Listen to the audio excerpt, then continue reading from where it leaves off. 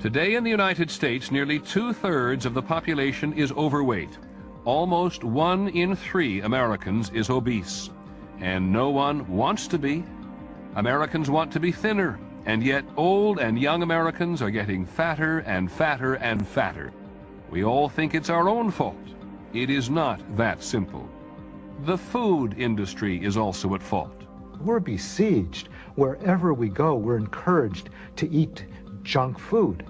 And the government is at fault. We have government policies that promote overeating from the beginning to the end of the food chain. Tonight, we will tell you how the government and the food industry have helped to make America fat.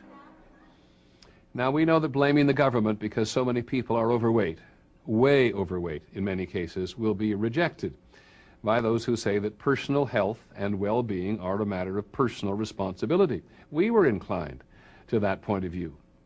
But this project has proved to us that the processed food industry and the government know full well what is happening, and they are making a bad situation worse.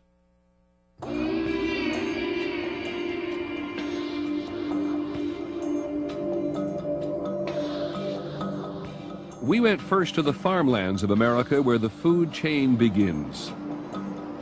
During the harvest season here, fertile soil and hard work pay off with an agricultural abundance that feeds the nation and the world. And here in Millersport, Ohio, people celebrate the harvest in a traditional way. The Millersport Sweet Corn Festival attracts 50,000 people to the music, the pageants, and, of course, the corn. This is a celebration of American agriculture. We as Americans spend less of our disposable income on food than anybody else on the face of this globe. And it's because our farmers are very efficient. They've worked with their government to be able to not only be efficient and effective in what they do, but also produce an incredible product. It's the first time in mankind's history that you haven't have to worry about food. We're the envy of the world in our agricultural system. But the story of American agriculture is also one of unintended consequences. Today, American farmers produce for domestic consumption vastly more food than America needs, nearly twice as much. And the more food we grow, the more we eat. Abundance has become the enemy. When I first started studying nutrition, it never occurred to me that I didn't need to know anything at all about agriculture. Now I see it as the basis of everything having to do with nutrition. If you want to understand why people eat the way they do, you need to understand the way agriculture works in this country. To begin with, agriculture works in America through farm subsidies. During the Depression in the 1930s, government began subsidizing farmers to save them from financial ruin. The money never stopped. This year, government will put roughly $20 billion into agriculture, most of it directly to the farmers. And not many people in the government have made the connection between subsidies to agriculture and obesity, but there is one, and it's very important. Does the government take dietary guidelines and nutritional concerns into consideration when it's making those grants? There's no concern whatsoever. There's no link between agricultural subsidies and health. In fact, we've been trying to find analyses of what is the health impact of the farm subsidies. We can't find a single study. Congress, the administration, is handing out these subsidies without knowing what is the ultimate impact on their constituents, the American public. The Bush administration's man in charge of public health is Health and Human Services Secretary Tommy Thompson. Do you see any connection between the federal government's agricultural subsidy programs and nutrition? I really don't.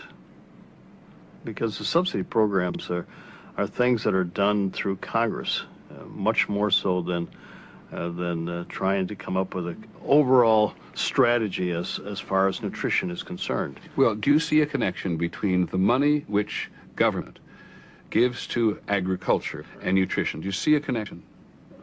There's no question that if you have money out there and subsidizing particular things, that product is going to be grown more. And some of those products are not good for nutrition. If that's what you're asking me, yes.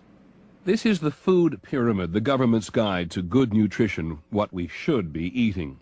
Less of what is on top, sugars, fats, and then meats and dairy, and more of what's on the bottom, grains and fresh fruits and vegetables.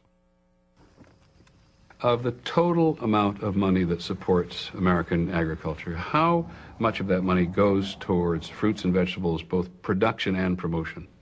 You'd have to look at the percentage as less than 1%. Really? Minimal products. We wanted to see what the food pyramid would look like if it reflected where the government farm subsidies actually end up. Look at this. Since 1995, meat and dairy got about 3 times the subsidies of grains.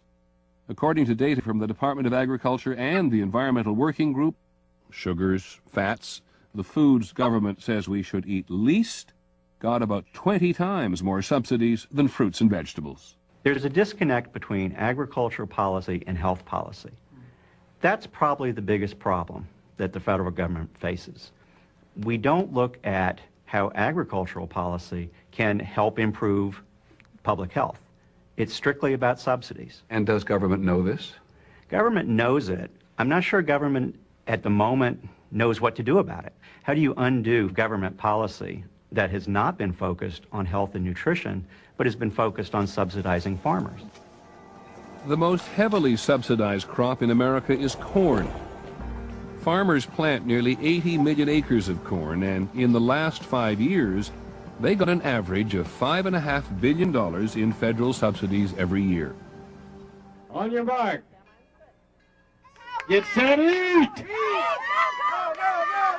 When most of us think of corn, we do tend to think of the sweet corn they're eating here at the Millersport Festival. It don't get any better than this, folks. Lost a tooth. Lost a tooth. Unbelievable. But there is another way to think of corn, not as corn on the cob, but as cheap raw material for the giant food industry. The vast majority of corn is feed corn. It's fed to chickens, hogs, and especially cattle. That corn helps these animals grow faster, fatter, and holds down the costs of meat. That encourages Americans to eat more meat. Of course, beef cattle were never intended to eat corn, and so they have to be given all sorts of antibiotics to keep them healthy. Subsidized corn is everywhere. The whole food system has been, as someone said, cornified. Corn is processed and put into thousands of products that Americans use every day. There you go, enjoy the show. If you want to see more directly how farm subsidies can lead to obesity, there is no better place than your local theater. The popcorn you eat here is made with subsidized corn. One large popcorn? Sure, no problem. The popcorn is so inexpensive that the bag it comes in costs more than the popcorn. That's why you can buy the mega size for just a few pennies more. The oil they cook it in is subsidized too.